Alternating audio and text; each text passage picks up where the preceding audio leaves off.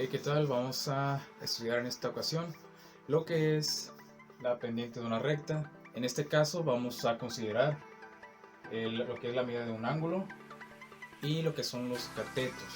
Para esto deberán ustedes investigar lo que son las razones trigonométricas para irnos familiarizando con lo que son el manejo de los ángulos y la medida de los catetos que se formen en nuestro triángulo. En este caso utilizamos las razones trigonométricas, ya que la recta junto con lo que es los ejes del plano cartesiano se forma un triángulo rectángulo, y para ello utilizamos las razones trigonométricas.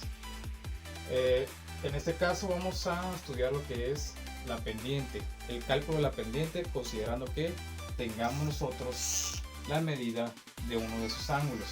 Entonces, para ello vamos a utilizar la siguiente fórmula, que es m igual a tangente del ángulo alfa.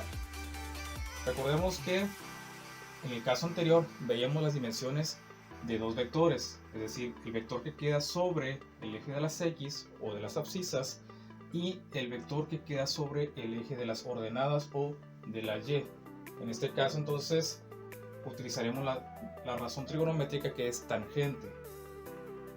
Sea la razón tangente, vamos a considerar entonces el vector 1 y el vector 2.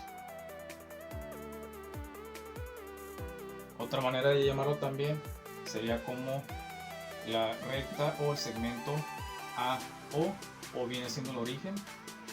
Entonces quedaría como AO, que es el vector 1, y el otro vector sería BO,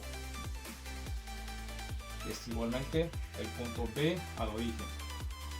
Entonces nuestra razón sería considerando el vector 1 y el vector 2, y la razón quedaría como vector 2 entre vector 1, o considerando en este caso los segmentos como BO sobre AO. De esa manera tendríamos nosotros lo que sería la razón de tangente. Ahora, si se nos da la medida del ángulo, entonces utilizaríamos primeramente tangente del ángulo que se nos dé. De esa manera nos daría un resultado, generalmente sería en decimales, por lo que sería nuestra razón. Pongamos un ejemplo como 1.9. Esa sería la medida de nuestra pendiente. Ahora, en el caso, en el ejemplo que se va a proyectar aquí a continuación, vamos a considerar lo que son las dimensiones de los vectores o los segmentos. Entonces utilizaríamos nuevamente la primera fórmula, pero nos pide que calculemos el ángulo. Para ello habría que despejar entonces el ángulo de nuestra fórmula, y quedaría de la siguiente manera: como tangente está multiplicando, que pasaría dividiendo, y nos quedaría como la medida de la pendiente sobre tangente. Otra manera de verlo sería como utilizando la función que aparece en nuestra calculadora.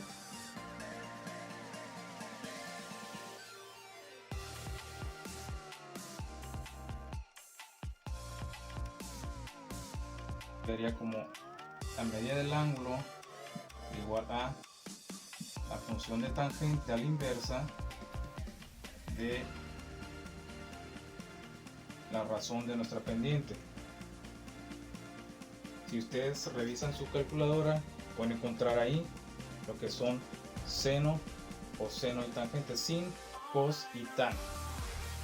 Entonces ustedes van a utilizar la segunda función, que es shift, tangente, abren paréntesis, e introducen ustedes la razón o la división de los dos vectores. Utilizando como ejemplo, digamos que el vector 2 mida 3 entre la medida del vector 1, que sea 4, y ahí nos da entonces lo que es la medida de nuestro ángulo, 36.8.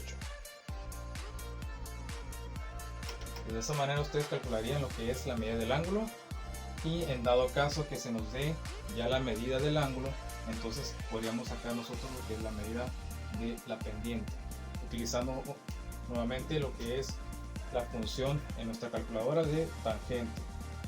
Utilizando un ejemplo, que el ángulo midiese 35 grados, por ejemplo. Entonces utilizamos la función tangente, abrimos paréntesis, 35, cerramos paréntesis y nos da la razón o la medida de la pendiente, que sea 0.7. Entonces hay que investigar nuevamente y repasar las razones trigonométricas, sobre todo tangente, que es la que estaremos utilizando para el cálculo de la pendiente.